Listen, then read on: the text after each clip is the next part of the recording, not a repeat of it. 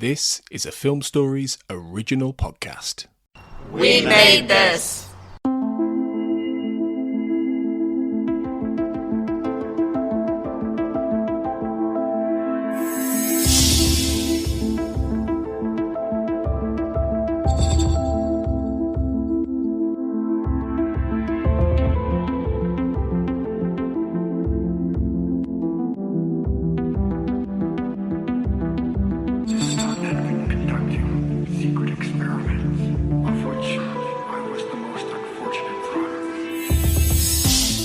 And welcome to the X-Cast. The truth is in here. This is our 15th Patron Roundtable, centered on the teasers or cold opens of the X-Files. I am your host, Marlene Stemme. I would like to welcome 3 veteran Roundtable patrons today. We have Chandru Ravindran. Hey, Chandru. Hey, Marlene. How are you doing? I'm doing well. How are you? Pretty good. And we have Luke Winch. Hey, Luke. Hey there. How you doing? I'm doing well. And then also Adam Silva is returning. Hey, Adam. Hey, how's everyone? Doing great, thank you. And welcome, guys. Thanks for being part of this discussion. We are going to start off with teasers from the standalone episodes of The X-Files, followed by mythology episodes, and then we're going to talk a little bit about the comedy and voiceover teasers, and then go through some of the teasers from the revival seasons and see what we all think of those and have to say about those. Then we'll each choose our sort of best in show favorite teasers from the series, and follow that with some thoughts from our X-Cast listeners. So with no further ado, I'm going to go ahead. We're going to start with the standalones. And Chandru, you're going to start us off. All right. When I think of teasers, usually I need something that's going to hook me. And one of the things that always hooks me is if the music is really great.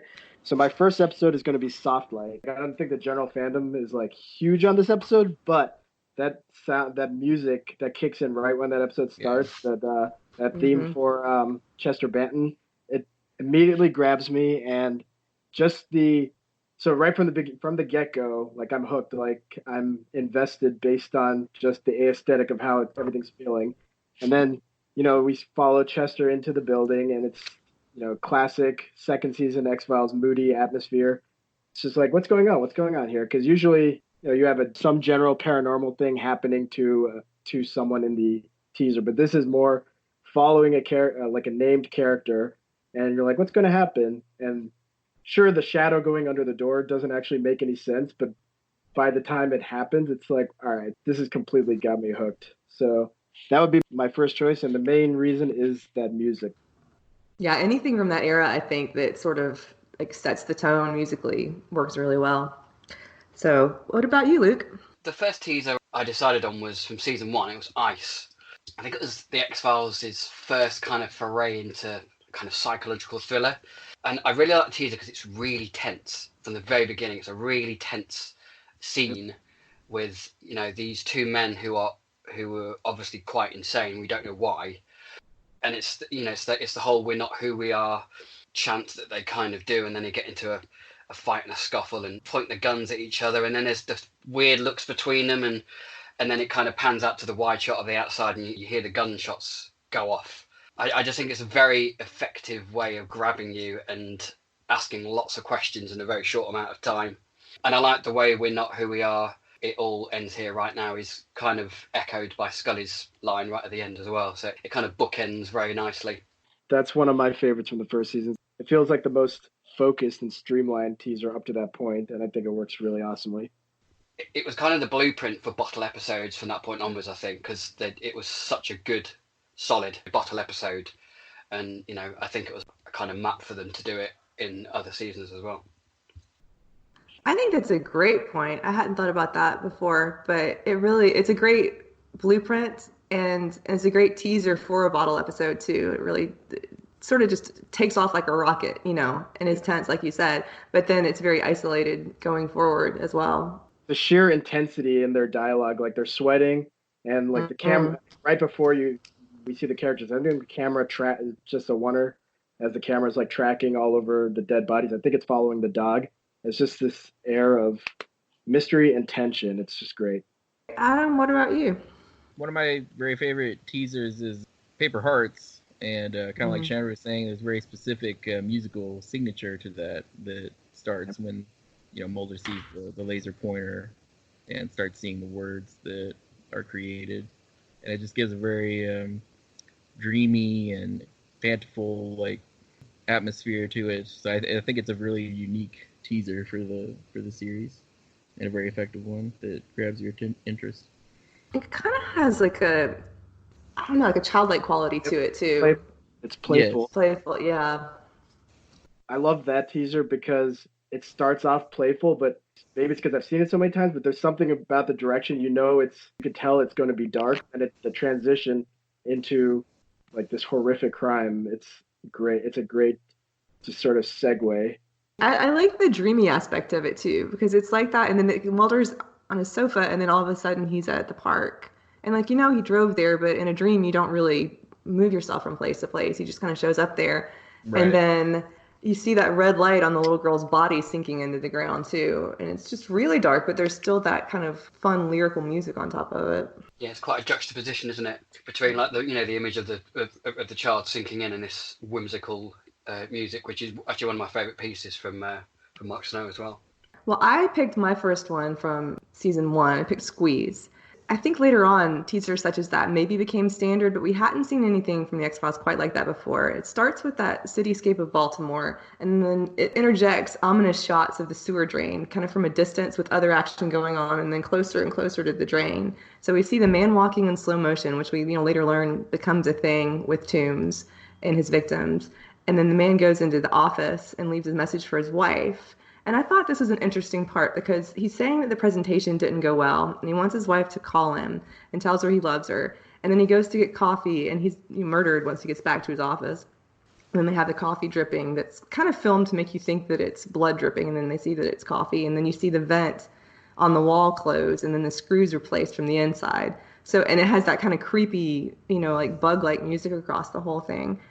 But I thought that sort of you have the creepy tone of it, and you have the drain, and then there's the interesting character point, I think, too, because many of the victims that we see later on the X-Files are doing something sort of duplicitous, or they're not quite good characters when they're murdered in those sorts of scenarios. But this man is being like very vulnerable and seems to be a good guy and hardworking guy. So I think we go into the episode having a sense of pathos for the victim. And then you also have that creep factor. So it's just something different that we haven't seen from the X-Files before. And I also thought that the sewer drain, because X-Files was so new, maybe like harkening back to other stories like It, for example, kind of brought people into that, like the world of horror. Like this is going to be a horror episode, not so much a, an alien episode. So I thought that started off the standalones really well. Yeah, it really sets the standard. I mean, the average teaser really is somebody gets killed in a mysterious way. Yeah. So, like in a lot of ways, it sets the standard for the monster of the week. I like how Squeeze's teaser sort of tells the story, the whole tracking him from, I guess, his meeting into the office. And then, like you said, that conversation with his wife. It's short, but it's, a lot of the teasers end up feeling sort of, they're there just because, they need a teaser. Mm-hmm. Versus being like an actual well-constructed sort of little window into someone's life and then death, I guess. But yeah. I think Squeeze does that really well. And yeah, I do like that little bit with him on the phone because probably doesn't amount to much in the end, but I like that little character bit just because it's interesting and that little insight just makes you care enough that what happens to him is horrific. I think the X-Files overall does teasers very well. I mean, I don't think many of them are wasted, actually. So They don't. I mean, some are better than others, but I think compared to a lot of shows where, the teasers kind of throw away, I think the X-Files really always saw the teaser as kind of an art form. Like there's an art of the teaser that they tried to strive for.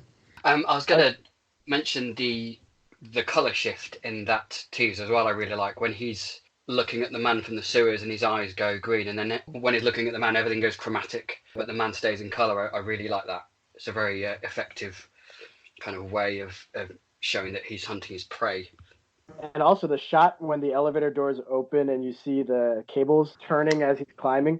We've all seen this episode so many times, so we know what he's doing. But for a first-time viewer, it's like, all right, so this guy's getting in through the elevator shaft. It's good weird. Like, it's like, what the hell is happening? And it's exactly what the third episode of the show needed, especially since it was diverting from aliens there. So it's a good hook.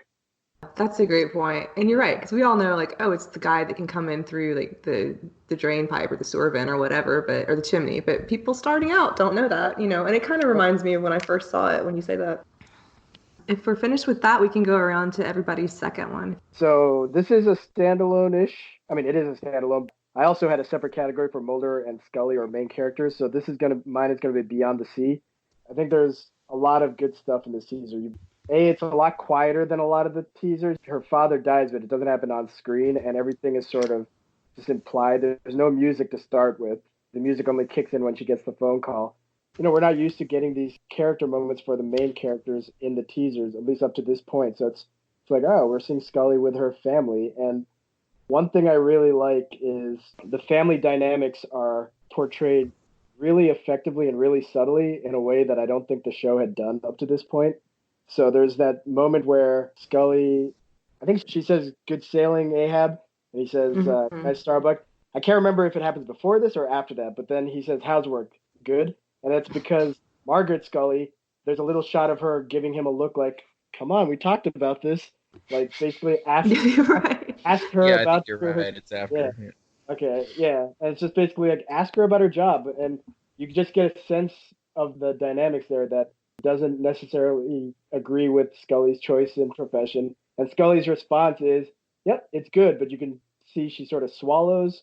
And I don't know, there's a lot packed into that 3-second interaction that Yes. I think just tells a huge bit of her character's background. And then, of course, transition into her being asleep and waking up. And the shot of her dad just talking, that's one of the creepiest shots in the first season, I think, because, no music. I've woken up and been creeped out by things, and that would creep me out completely. And then we just transition into the heartbreak of her dad having passed away and Scully actually witnessing something paranormal. It's a lot packed in there, and I think it's a masterful start to that episode. And if I'm right, I believe he's saying the Lord's Prayer. Yeah. That's what he's mouthing. So. Yep. That's what I've read as well. Yeah. I think it's a great example. And I think it's interesting, too, that, like what you're saying about seeing her father just sitting there and how that's creepy. But it's also, I think, creepy. It's like having a dream about someone you know, but they're not really that person in the dream sort of thing. Yeah. It's done again and referenced a couple of times that because I know, obviously, and this is not happening. Scully sees Mulder as well. Yeah. Mm-hmm. And I think it's mentioned in 4D that Scully tells Reyes that she had that experience, and that might have been what she saw with Doggett. So I mean, it's it's definitely referenced in a few more times on the series. Yeah, I never connected the one in This Is Not Happening. That's a great connection, but because it's very similar. Now I want to watch that again, knowing that. I know. Yeah, how that story actually pans out. So.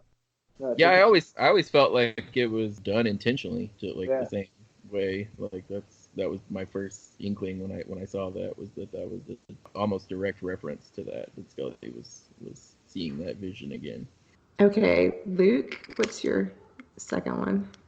My second one is from season 2, and it's Irresistible.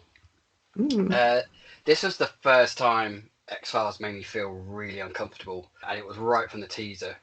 It starts with a funeral, and you have a shot of Donny Faster, played by Nick Chinland, who he's just a creepy looking guy anyway. It's not his fault, but he just looks really creepy.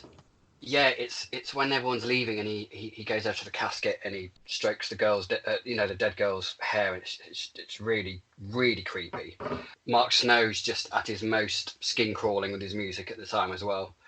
And then when the assistant comes in later, and he sees that kind of gargled, kind of demonic silhouette, which is, it's a really horrifying image. And then he switches the light on, and it's Donny, but as human form. He has a pair of scissors, and you see the blonde hair on the floor, and you kind of know that this is going to be a very, very uncomfortable episode to watch. And I think it's one of the scariest openers of the X-Files ever, I think. Yeah, definitely. Oh my God, what the hell is going on here? Yeah. Mm-hmm. I mean, he's horrifying in that teaser, but I also like that we get the shot of the demonic silhouette, but in the end, he did something horrific, but it wasn't, we're used to like a murder or some strange death happening in the teaser, and this wasn't that. And the fact that it's able to get those scares without there actually being an attack or a death just shows how scary Donny Faster and Nick Chinland were in that moment. Isn't it in the teaser when the funeral home director walks into the morgue and he's eating a popsicle. I was going to mention that. And it's just this very casual moment. I was going to say that's similar to what you were saying about the squeeze thing with the guy, talking about his presentation. I just like those little character beats, which probably not going to, I mean, we all remember it, so maybe I'm wrong, but most people aren't going to remember it as they're watching the episode, but it's like, oh, there's a little character quirk for this guy that we'll never see again. But it's just, I like those. They just add atmosphere and character to the episode. Yeah, it's like everyday normalcy has been invaded by this extreme and thing, and I think it hits harder that way when you just got this normalcy going on, and then bang, this crazy, guy who's got a fetish about dead girls' hair. It's pretty horrific. It's also he's eating a frozen popsicle, and later we see Donnie Pfaster eats frozen peas. Yeah. Yes. So. It ends with him walking into the camera, which they repeat in Orson escaping from the prison. They do the same thing. Yeah, I really like that callback in Orison, and I know there's debate on the quality of the episode. I actually really like the episode, but I think that they did a good job with that teaser, with the visuals calling back to him walking out. Yeah, I also like the kind of gargoyle thing. It's a representation of evil rather than what he is really, isn't it? We know he's evil, and that kind of dark silhouette is a representation of how evil he is, and that's probably the only kind of paranormal bit you get in the whole episode. It's just, and the rest of it's just really, really uncomfortable person. I think too, it's interesting that it goes to that contrast in how sometimes the different writers and sometimes I think just different episodes portray evil. Is human choices he's made and this is sort of a sign of what he's to become, or is he really evil? And I like that it's seated in the teaser right from the start. Adam, do you want to go next? We can't really not talk about the home teaser. It starts out, there's lightning and thunder and Mark Snow's music and this woman screaming and clearly giving birth. They cut the umbilical cord with scissors, and then, they go out and they bury the body. And on the Blu-ray, you can actually listen to the whimpers of the baby as it's being buried. Can't really not talk about that one. And I actually don't love Home as much as other people, but I mean, it's definitely a staple. That teaser is just enough for you to know if you're going to stomach the episode or not.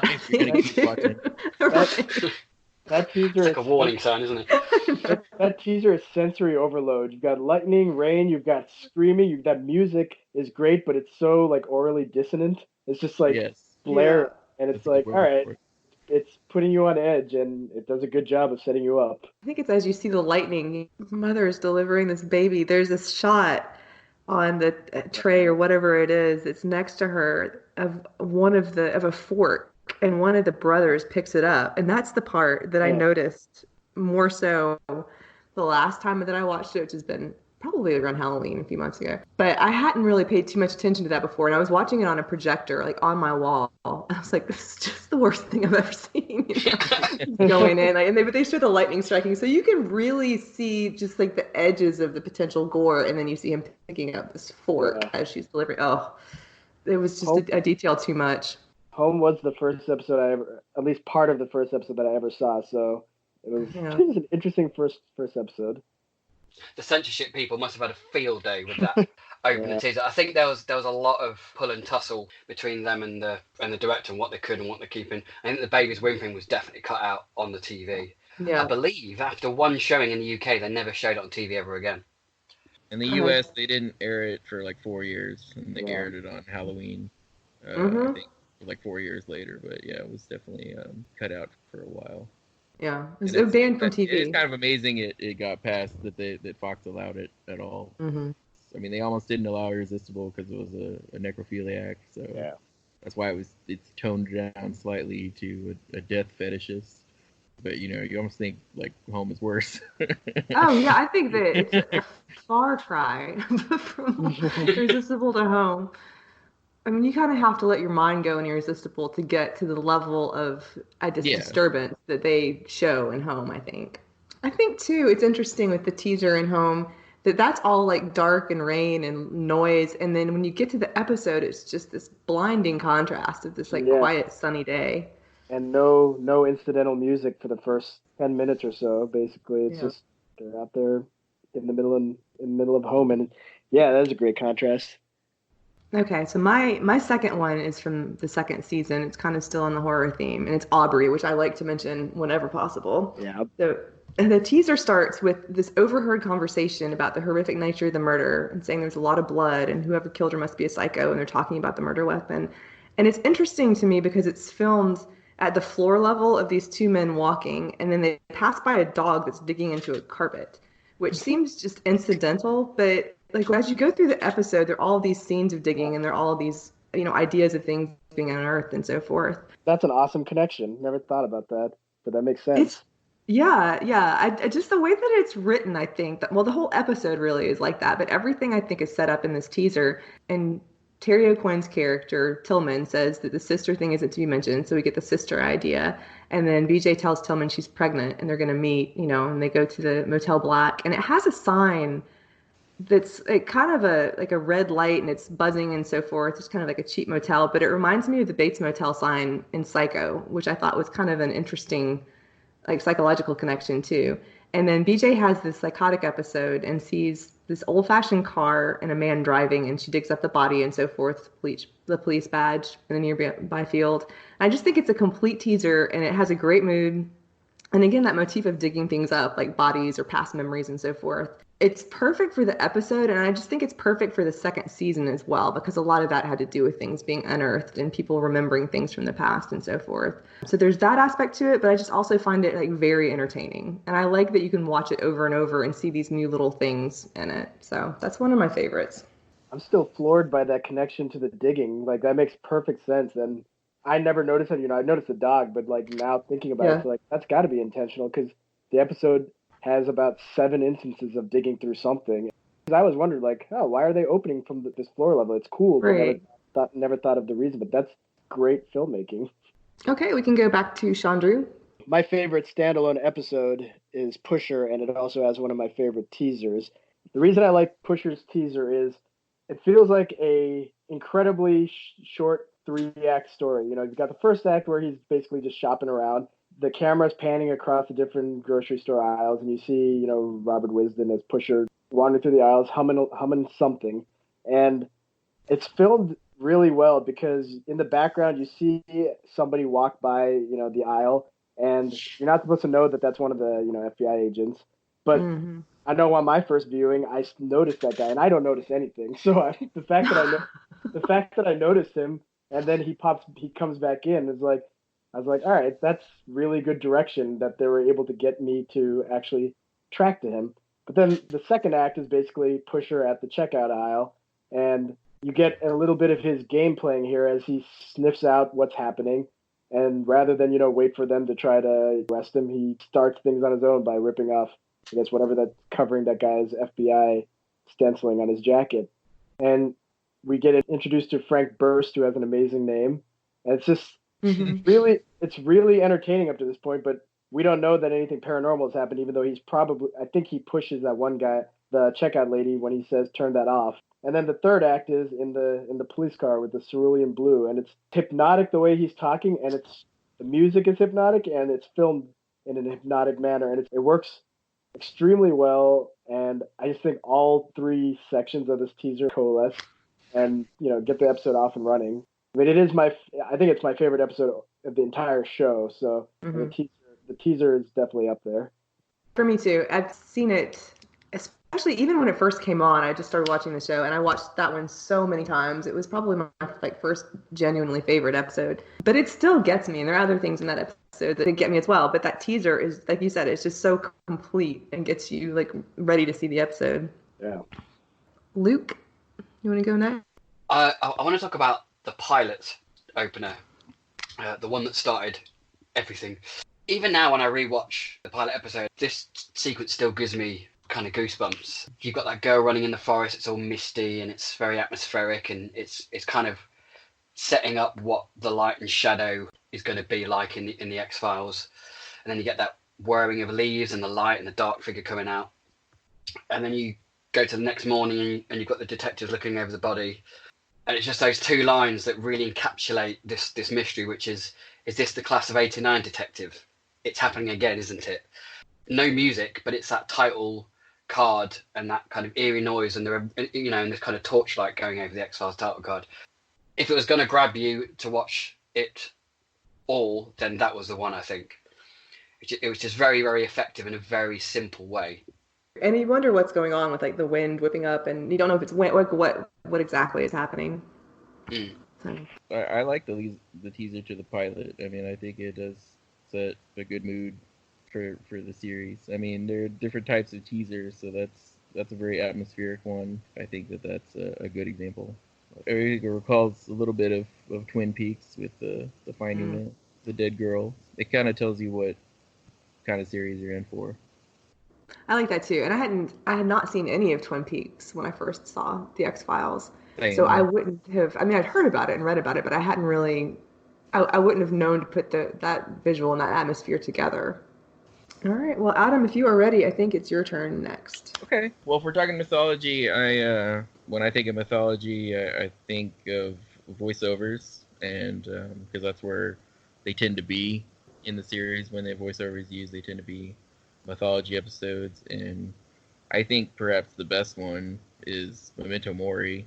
I think that's a very poetic voiceover that sets the episode, and also it's just done so well with you see the light, and it zooms in, and you see eventually what you're looking at. I mean, I just think the combination of the voiceover and the visuals and the music there makes for one of the best teasers. The lighting is very diffused at the beginning, and then how it crystallizes, and you can see that it's Scully. I don't know, it just puts you in the right frame of mind for the episode.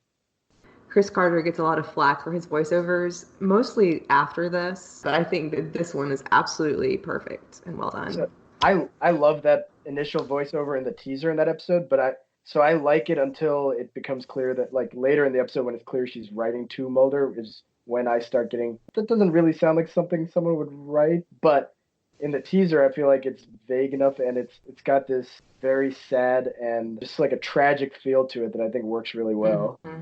Well, I also think that because the teaser voiceover doesn't seem maybe as literal, like right, like it's actually her writing. Like it seems to me like more of a mental thought, like that sort of voiceover. Whereas the later ones are specific things that she's actually written down to show Mulder that for him to read. So I think it seems different that way. That's when I feel like the voiceover works, is when it's that mental, like when she's processing things mentally, and it's her. I guess it's almost her like unfiltered thoughts, and it works beautifully. Whereas when it's directly to Mulder, it doesn't work as well. But yeah, I love this teaser because it's also hot on the heels of, well, I guess airing wise it's confusing, but in general the storyline continuing from Leonard Betts, and it's watching it the first time, you're like, all right, they just said she has cancer. Are they really going to go through with this? And then you open with that teaser, like, oh, they are going through with this. I wish the airing order was Leonard Betts to Mori, whereas it has Never Again in the middle as far as how it actually airs, which is not how it was supposed to be. But Leonard Betts was, to be fair, the better Super Bowl episode than Never Again was. But I wish it flowed directly from Leonard Betts to Memento Mori as far as viewing order. Yeah, which I guess you can watch it in whatever order you want, with your Blu-rays, but still the official viewing order is that way. I think the episodes might be separated on the Blu-rays, so it's hard to do. I think so. It's hard to do the modified viewing order, but I might be wrong.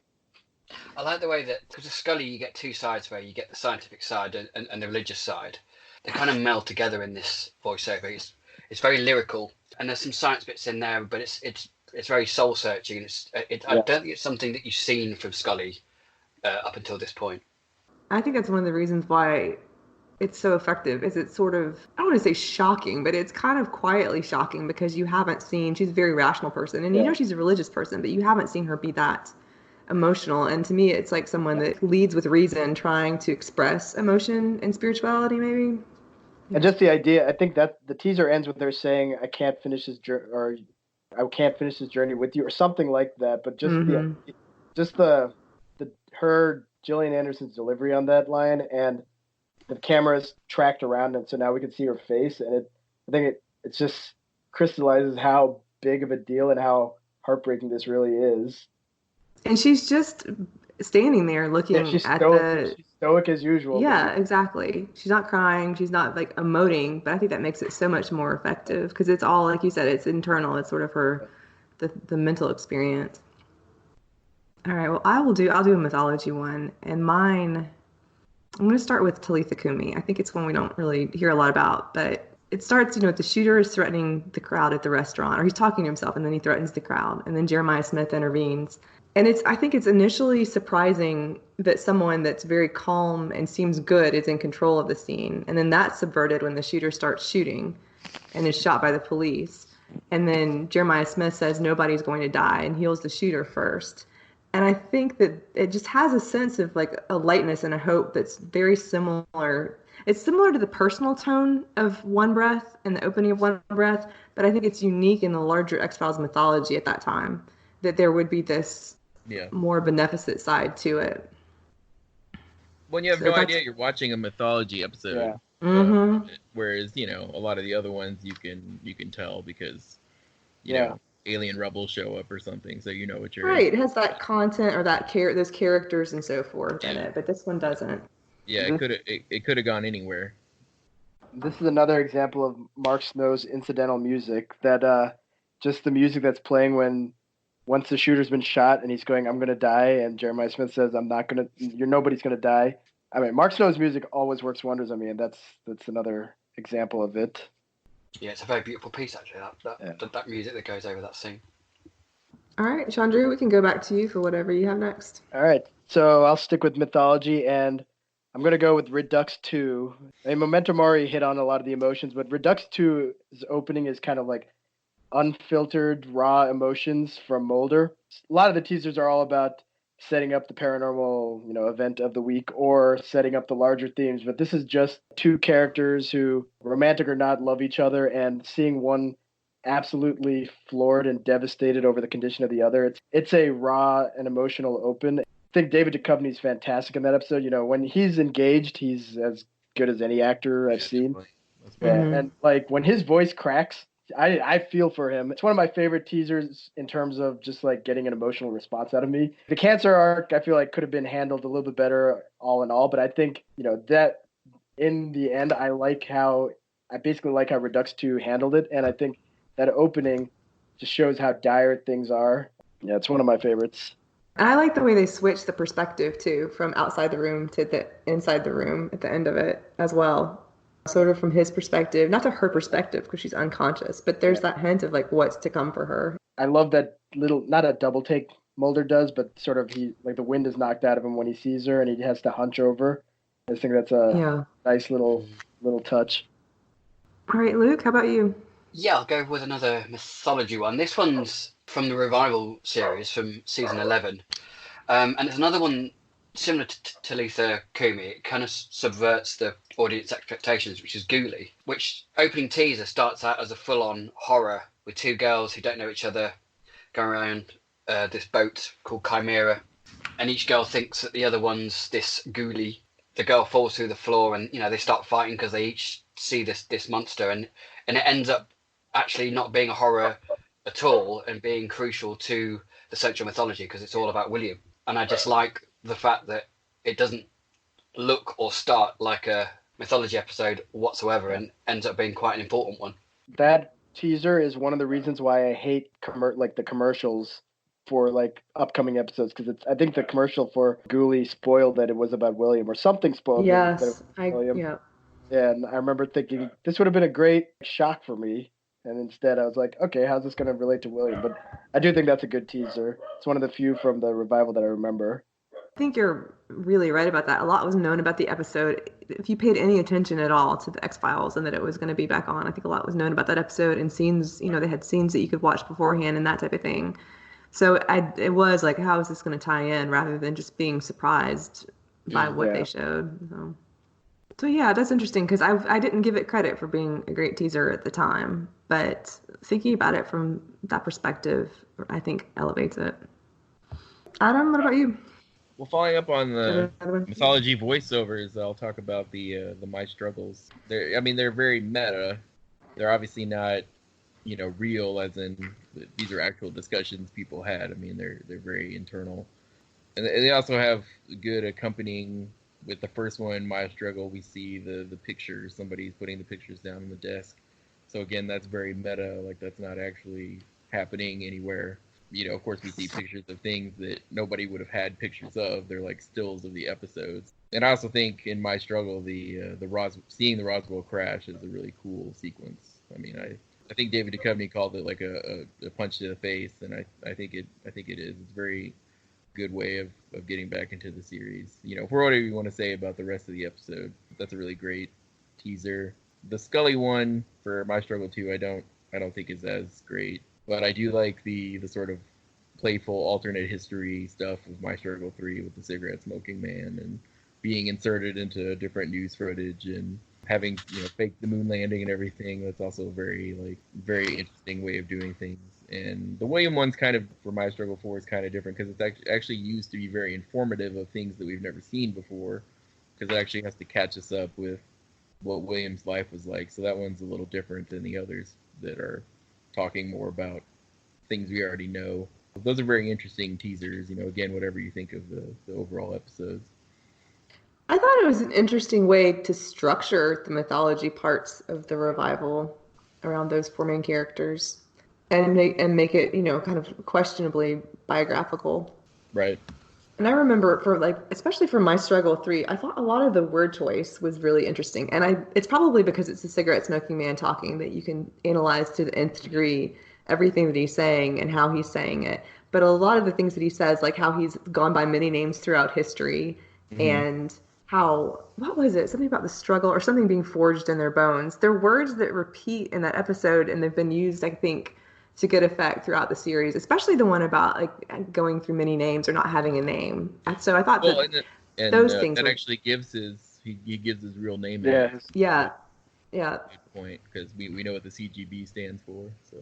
And that was a good way of, I think, particularly for people who were quite casual viewers of the original series, it was a good way of catching up in a very short space of time. Kind of, here's what happened in the last 9 years. In a 1 or 2 minute space. It was very condensed, but very, very clear and very clever how they kind of just went through the seasons that had been gone before with pictures and a few words. It did the job very well.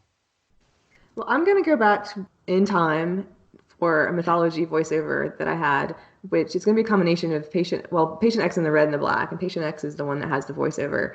But a teaser starts with Mulder's kind of mythological musings on pantheons of deities that were responsible for human events, and then how we've shifted belief to like a hope for scientific certainty, waiting for some sort of revelation. And so it's showing all of the different constellations and so forth as he's speaking. So it seems like it's setting up this expectation of something that's going to be new and extraordinary. And then it ends up being, ending in fire and destruction.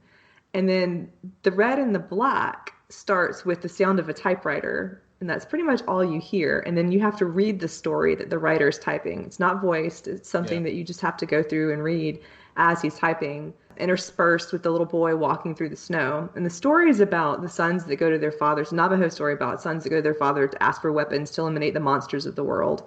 And then it's juxtaposed with the boy walking through the snow. So it's entirely the opposite of the previous teaser from Patient X. So there's not the voiceover and there's not the the technology and the fire. It's just very simple and quiet. And I like that as the contrast between those episodes too. And I think it's interesting to watch the teasers back to back and sort of see how they were constructed, probably constructed to go together, even though they don't narratively necessarily go together.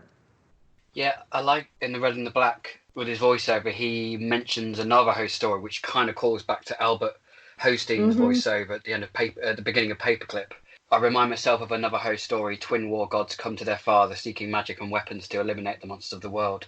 I think there's a nice little connection to Paperclip there.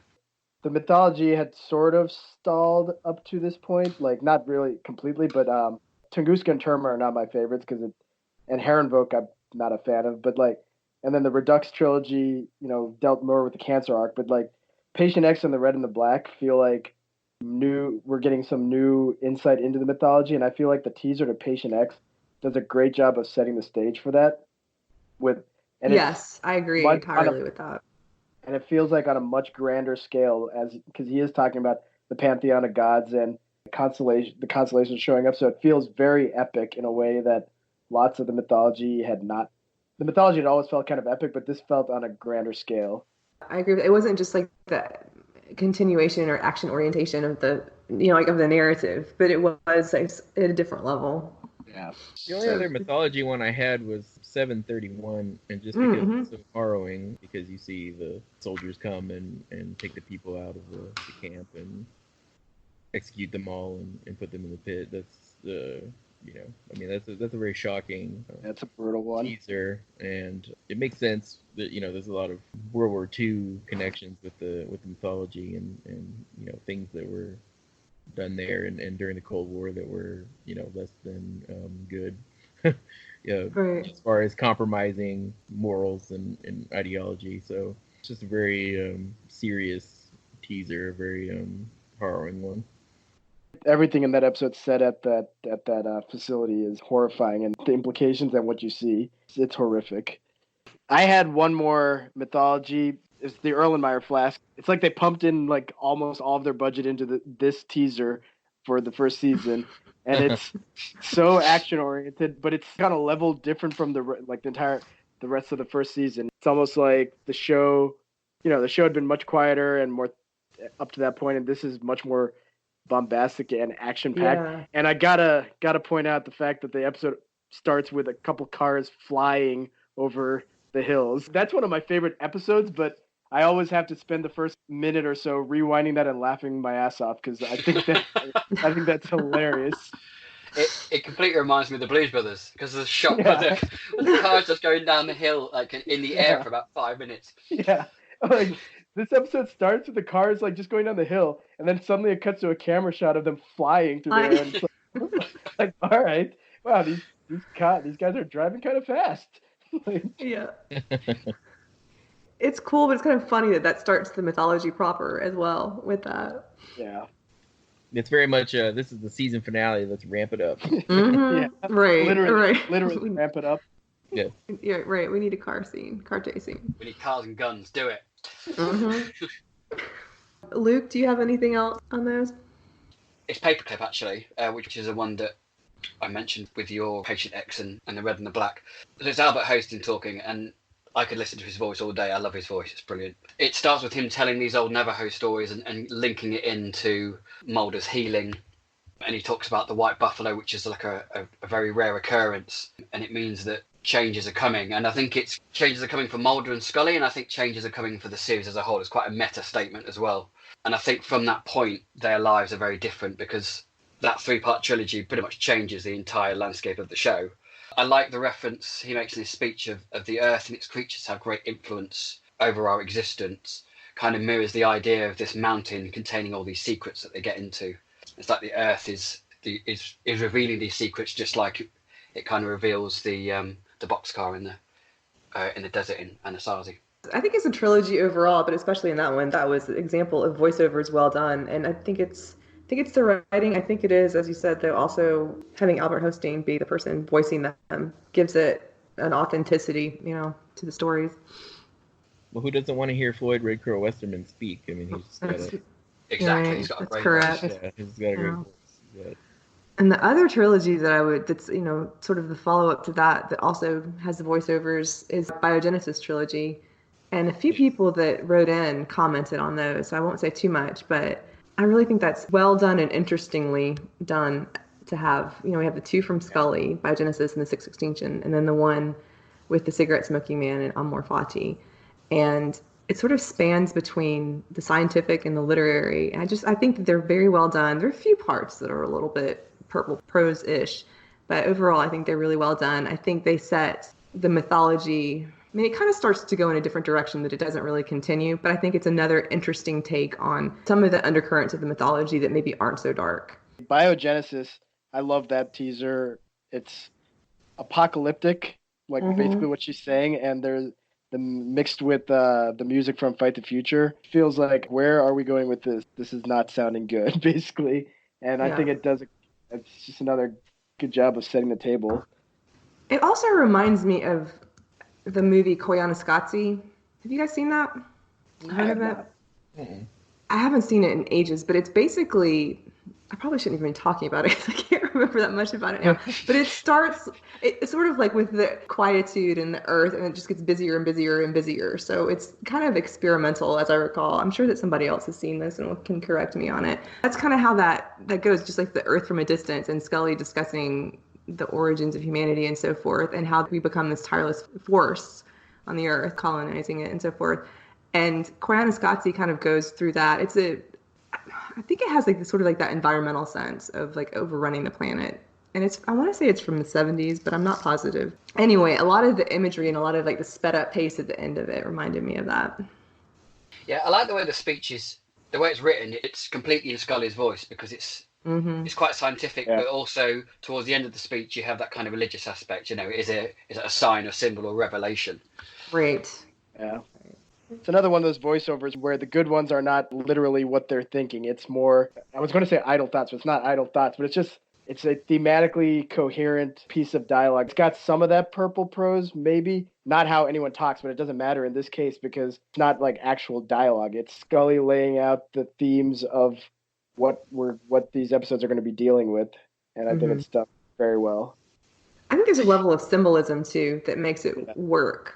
Yeah. Yes. It's almost a lyrical representation of her thoughts, in a way, isn't it? Yes. Said loud. I have one from the LA years specifically. I was going to talk about Roadrunners a little bit. Hey, that's one of my favorite episodes from the 8th season. Season 6 and Season 7 are kind of the X-Files light after they moved to California, and, much more comedic episodes, much more whimsical episodes.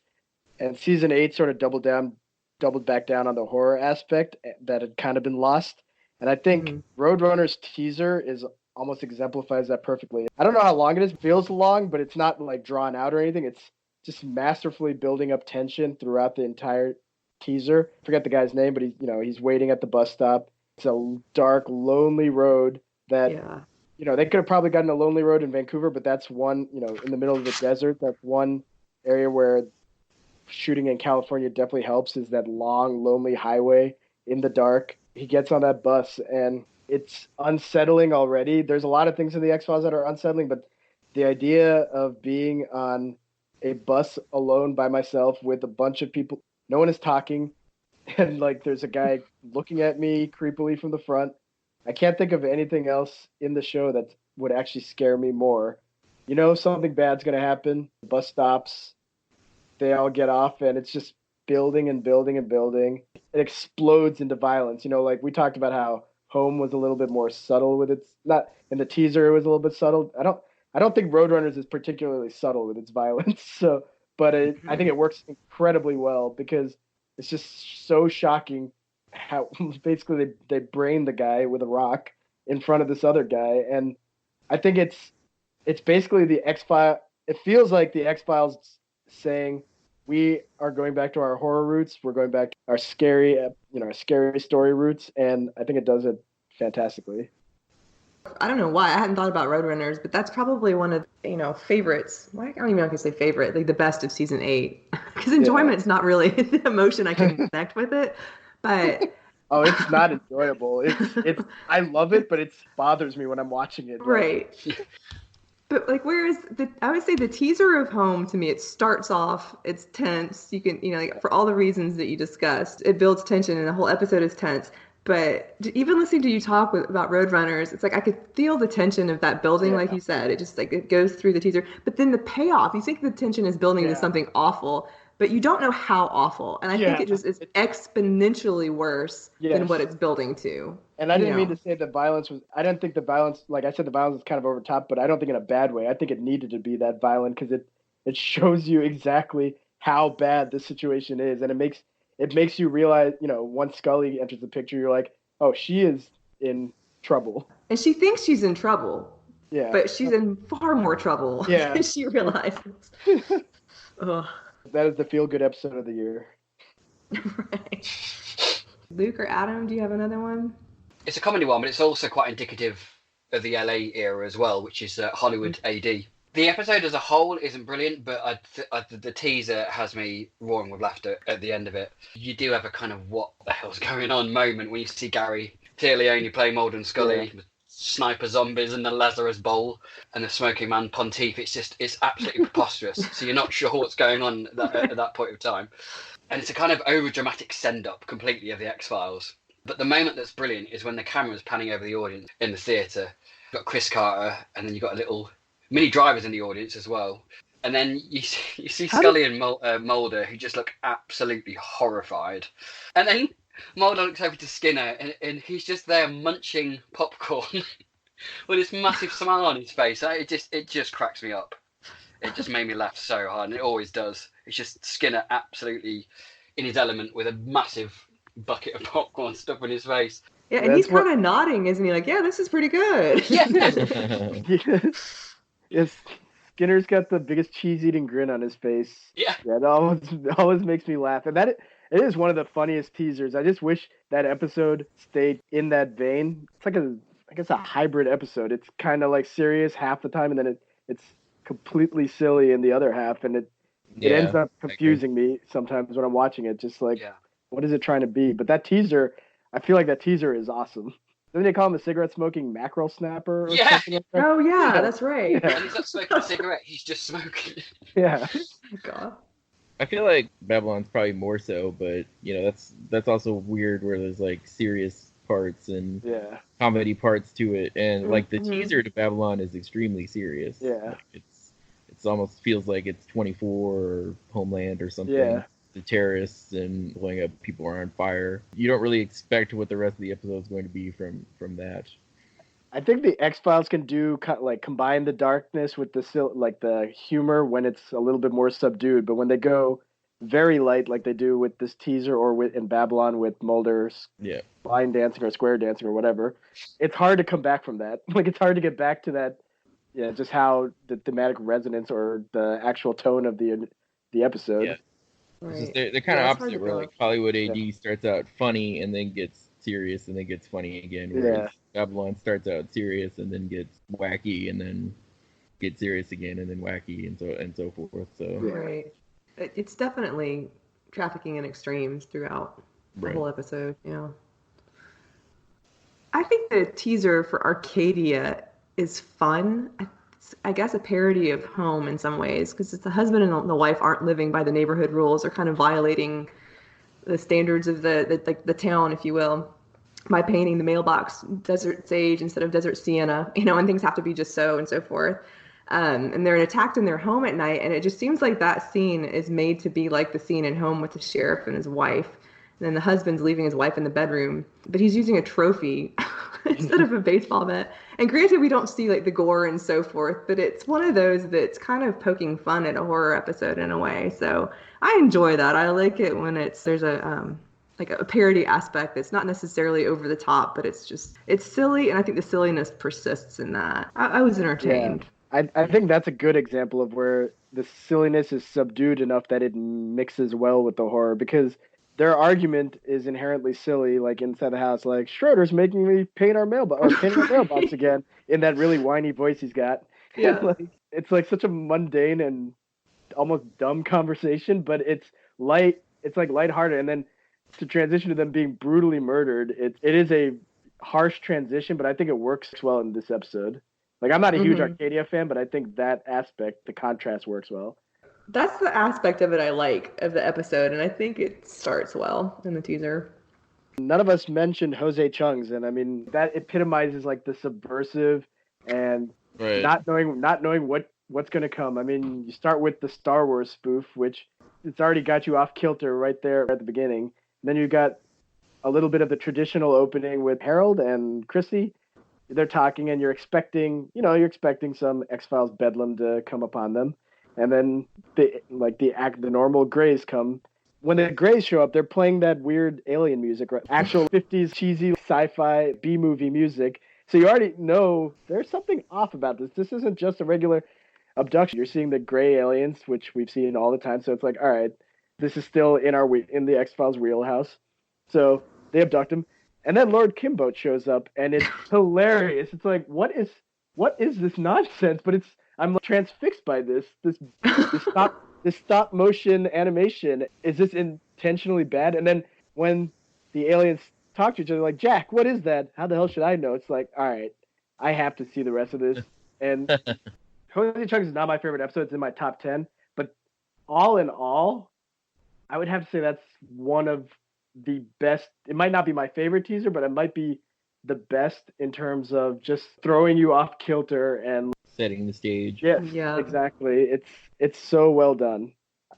It's the bit where Harold says, "I think I'm in love with you. I can't stop thinking about you every day." She's like, "We've only just been on one date." It's just like... At that point, you're thinking, "What?" Yeah, it's weird. Yeah. Lord Kimbo probably did Chrissy some favors there. Yeah. Even that is like a subverted expectation when he's like confessing his love for her. Yeah. You know, and she's like, "Oh, we just went on a date." I would follow that with Humbug because I think that, you know, obviously that's the same sort of, it's a little bit of a different Darren Morgan genre, but it's still like that Darren Morgan subverting the expectations of the show.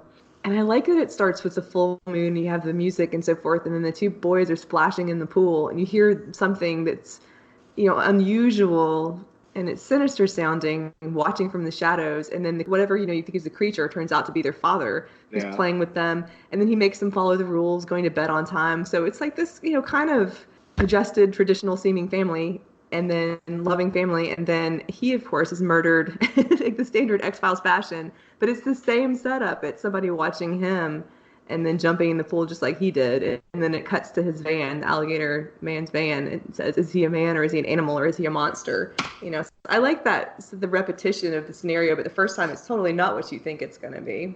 That's the first comedy episode, so it's completely unexpected at that point, and I think that works to its benefit. That's one of my favourite teasers as well. And I think from at that point in the show, it was a very brave move to do this subversive kind of comedy episode from a series that you'd never expect to go this turn. It was a very brave choice.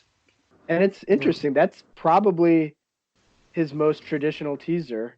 I'm trying to think, like Darren Morgan's most traditional teaser. And it might be out of necessity because since it was the first comedy, they probably absolutely needed some, like, you know, traditional murder to happen. But I think it does a great job of sort of easing the fans who were watching back then into a lighter and different kind of episode. I think Clyde Bruckman's pretty traditional too. Actually, yeah. They get more wacky. The Darren Morgan episodes in general get more wacky from there. I have an example of one that a voiceover that doesn't work. I would go with Redux 1 for that. And the reason I feel that way is because I think the end of Gethsemane is so powerful with Mulder crying. His faith is completely shaken, and the music playing at the end of Gethsemane is great. And I just think the opening of Redux 1 with his dialogue's not the greatest in that moment, but it's implying that he is going to shoot himself, which I think is just cheap when they had no intention of doing that. It feels emotionally manipulative. Also, the entire teaser just feels like a sort of, not a cop-out, but like they're writing themselves out of the corner that they set up in Gethsemane. Oh, he spots the camera that he just happened to never spot before this, rushes upstairs, and then that's how everything's resolved. I feel like that's not the X-Files at its best, and I think there's a lot of parts of it that don't work. I like Redux 1 overall. I just don't like the connective tissue between Gethsemane and Redux 1. All of Gethsemane, I think, and starting with its teaser, it's very despairing, you know. Yeah. And I think it's well done, but it's just like you leave feeling, or you finish the episode just feeling the weight of everything that's about to happen. And then I agree. I don't think it necessarily. I think it maybe tries to pick up on that, but having Mulder do that monologue about what he might have done if not this and that and the other. And would bring this quest to an end tonight or something. Yeah, and speaking in that affected way. It feels cheap to me in a way that the show, especially up to that point, never felt cheap to me. Right. If we have time, I have one more that's sort of subversive. I was going to go with Zero Sum. That's because Zero Sum has a bunch of different disparate parts to its teaser. You know, you've got the traditional opening where a couple of one-off characters are talking to each other and you know something bad's going to happen, and then when it does happen, it's absolutely horrifying because I'm scared of bees. You think that the teaser's over. You're like, oh, what happened there? What's going on? And then the fact that it keeps going, and it's like, all right, Skinner's here. What's he doing? And deleting files. It doesn't end where you expect it to end. It keeps going because the real shock in this teaser is that it's, you know, Skinner's working against Mulder. I think it's just a really good job of taking two disparate parts and combining them together. I think it's interesting, too, that when we talk about the mythology teasers, it almost seems like they go from anthological at the beginning, where they're not necessarily connected to the ongoing conspiracy, to like more conspiratorial, like that one from Zero Sum. And then as you keep going on, then they're more mythological and sort of like on a larger scale toward the end. I have one more, and it's a comedy one, which is How the Ghosts Stole Christmas. I like this teaser because firstly, you do get the impression it's going to be a slightly comedy episode. I mean, you have that kind of organ playing at the beginning, the Phantom of the Opera organ, and then suddenly you get the break into Bing Crosby's Have Yourself a Merry Christmas. So you kind of know that it's a comic atmosphere. And Scully pulls up in a car and Mulder's really happy to see her. And she's obviously not happy to be there. It's just like, it's Christmas Eve. Why are we here?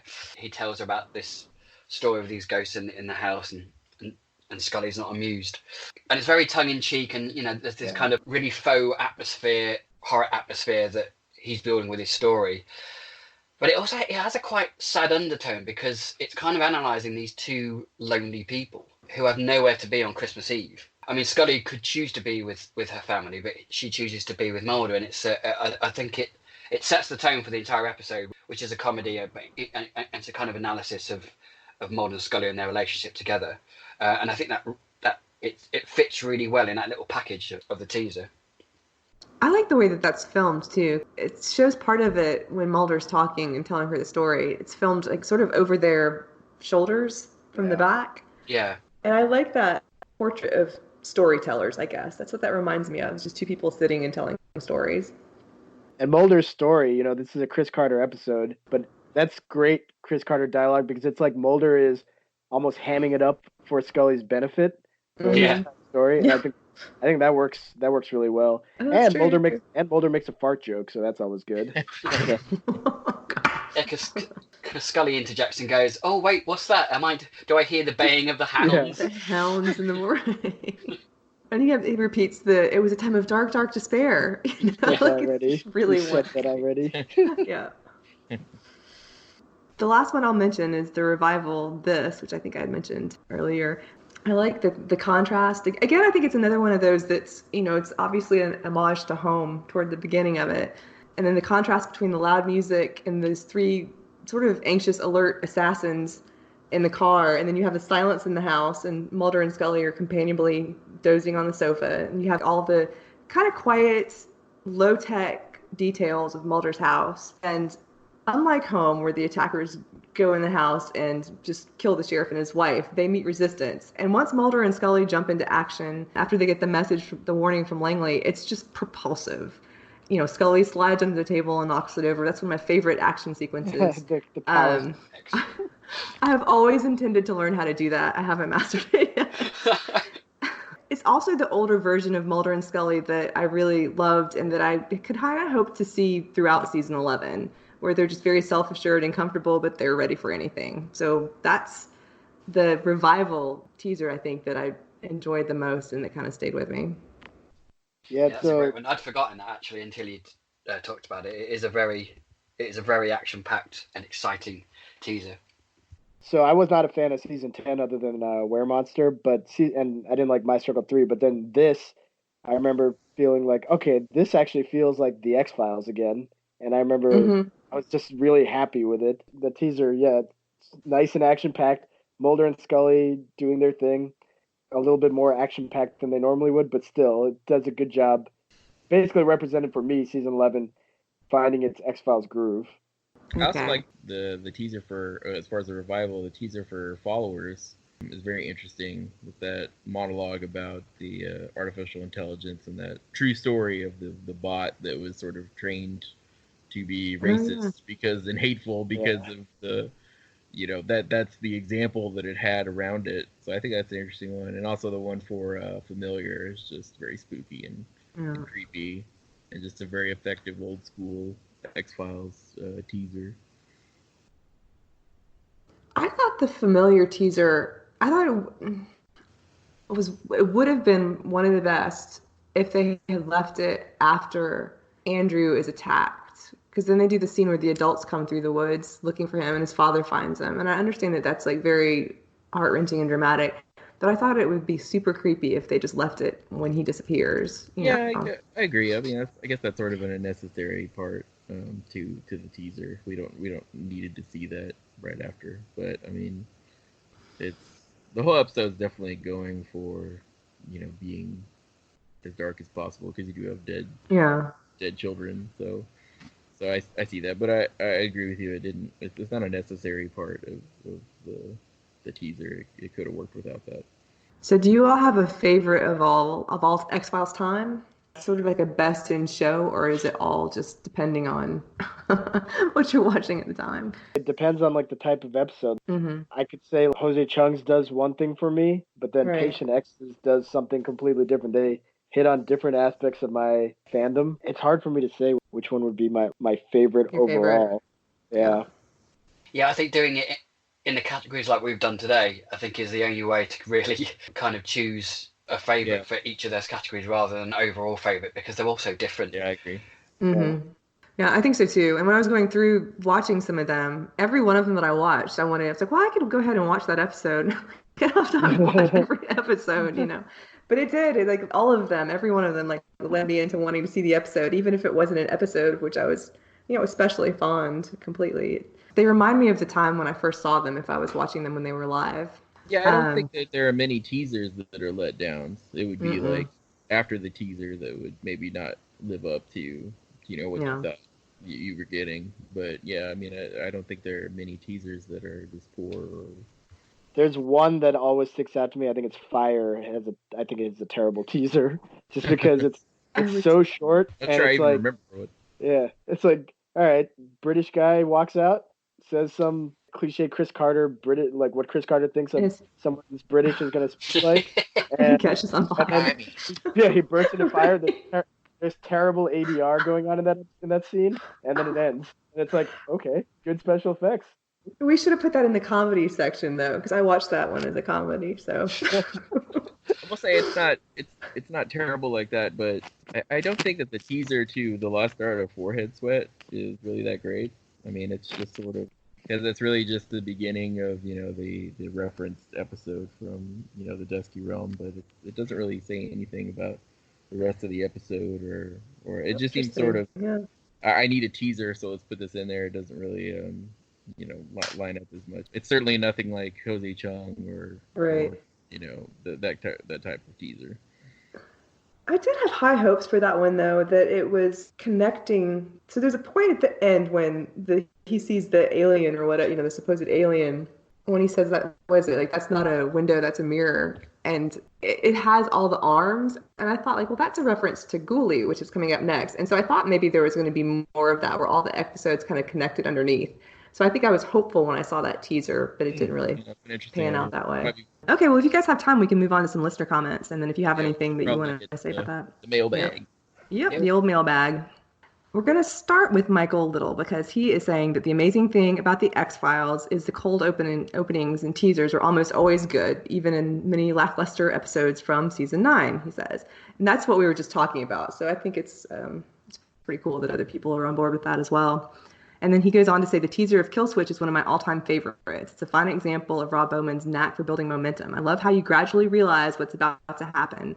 And I would agree, because it builds slowly, and they have that kind of ominous tone, throughout that scene in the diner. And then he says the teaser to Darkness Falls has always been one of my favorites. Seeing the loggers run for their lives is a great hook. Something bad is about to happen. You just don't know what exactly. Yeah, that's great usage of Vancouver landscape. That one. Yes. Yeah, that might be the most Vancouverist episode, Darkness Falls. That could be our next roundtable, the most Vancouverish episode. Vancouverist. I got to be on that then, because I heard it here first. Right, exactly.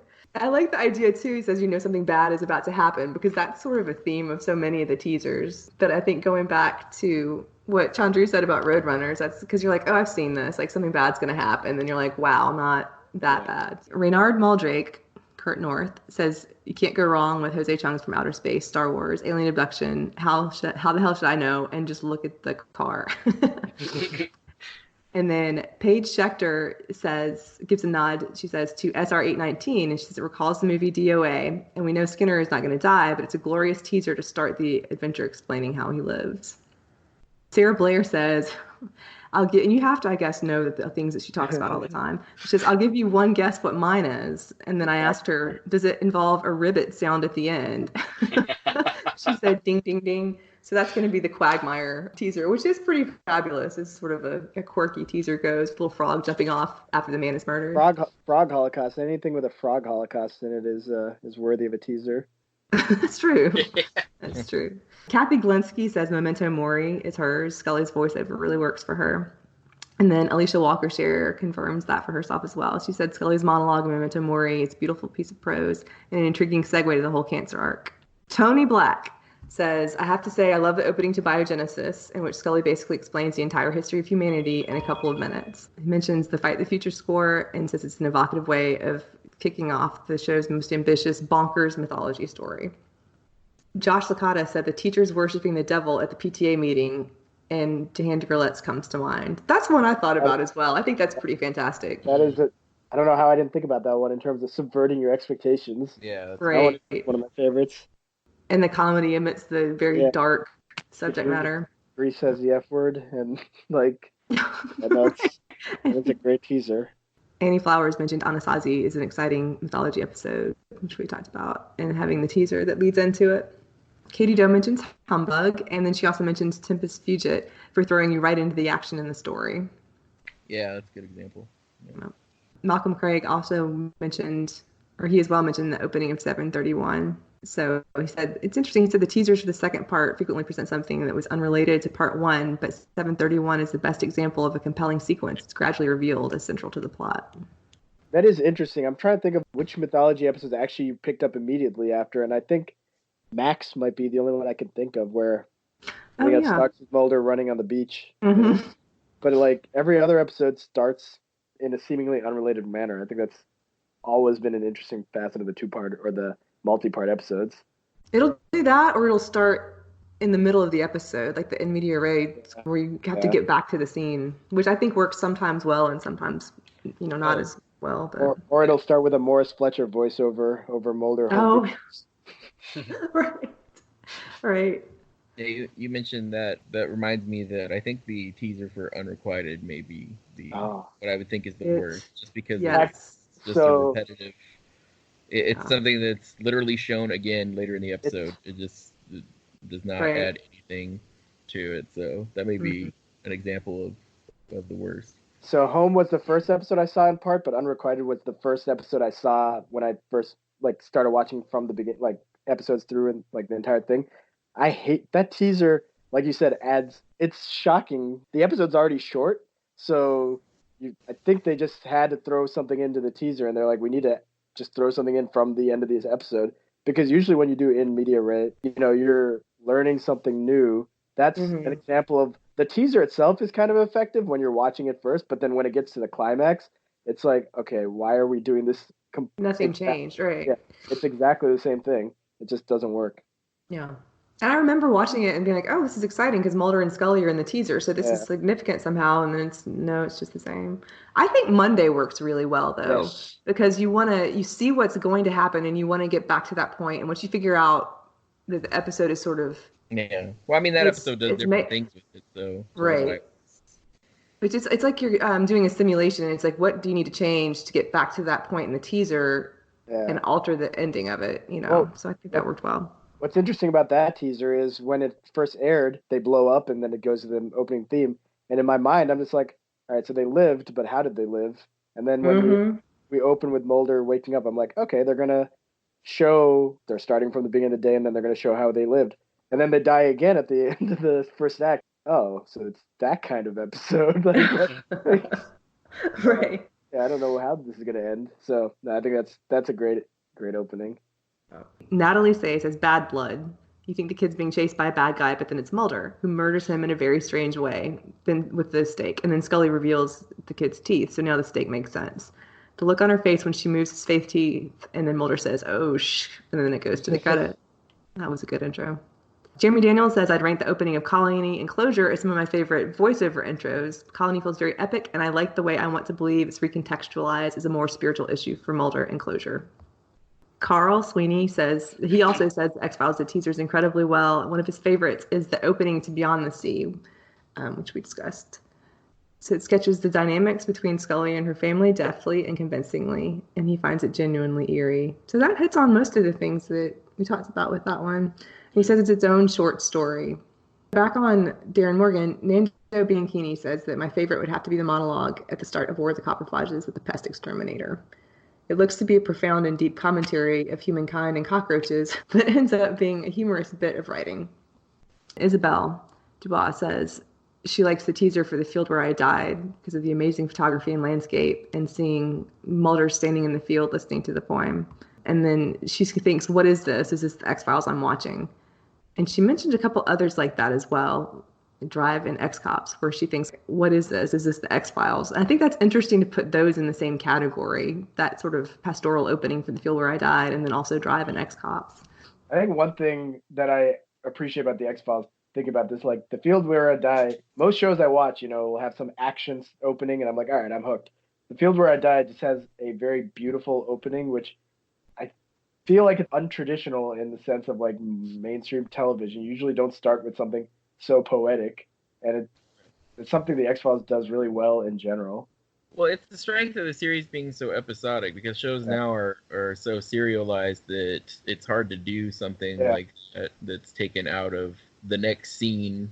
Yep. But, the X-Files is able to do those sort of more unique teasers because of that. Mm-hmm. That's a great point. That's a good point. Thanks for being part of the discussion. It was a lot of fun. And why don't we go through and you guys can tell us where we can find you online. So I have a blog called Lazy Stream of Thoughtlessness. You can go to lazystreamofthoughtlessness.com. I write about mostly X-Files stuff, although I'm pretty slow at writing. But I do my own episode rankings. I do statistical and graphical reviews because I'm a nerd and I like to do graphs for stuff that aired 25 years ago. If you're interested, check it out. You can find me personally on Luke_Winch. I'm also co-hosting and producing Observing the Pattern podcast about the TV show Fringe, and you can find that at the OTP podcast on Twitter and also Observing the Pattern on Facebook. Very excited about that, not just because I'm on it. So yeah, it sounds like it's going to be great. I need to start watching. Yeah, it should be good. I'm very happy you're picking it up. So picked up the gauntlet.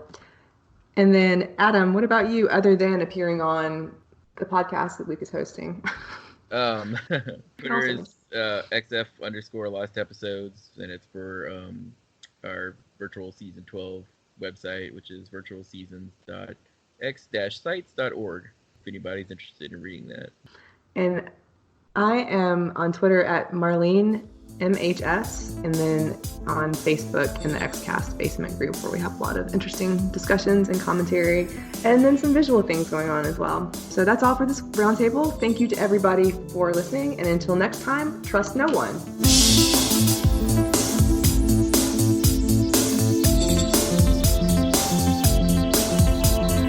The XCast, an X-Files podcast, is produced and hosted by Tony Black, alongside a dedicated team of podcasters and X-Files fans.